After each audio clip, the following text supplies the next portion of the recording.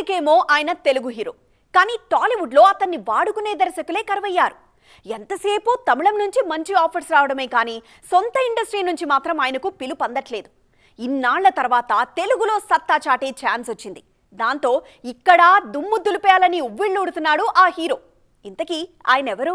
సందీప్ కిషన్. ప్రత్యేకంగా పరిచయాలు అవసరం లేని పేరు. ఇప్పటికే నటుడిగా 25 సినిమాలు పూర్తి చేసుకున్నారీయన. తెలుగు, తమిళంలో వరుస సినిమాలు చేస్తూనే ఉంటారు కానీ ఇమేజ్ పరంగా మాత్రం తమిళంలోనే సందీప్ పేరు ఎక్కువగా వినిపిస్తూ ఉంటుంది.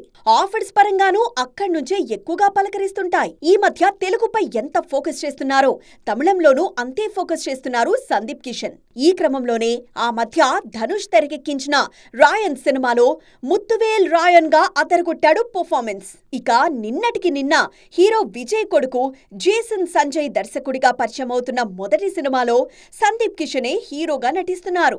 ఈ మధ్య తమిళం నుంచి మరో అత్తిరిపోయే ఆఫర్ సందీప్ కిషన్ కొచ్చింది. లోకేష్ కనగరాజ్, రజనీకాంత్ కాంబినేషన్ లో వస్తున్న కూలీలో కీ రోల్ చేయబోతున్నారు సందీప్. లోకేష్ మొదటి సినిమా మానగరంలో సందీప్ కిషనే హీరో. అప్పట్నుంచే ఇద్దరికీ స్నేహముంది. తమిళంలో ఉన్న గుర్తింపు సందీప్ కిషన్ కు తెలుగులో లేదు. తాజాగా ఈయన నటిస్తున్న మజాకా టీజర్ విడుదలైంది.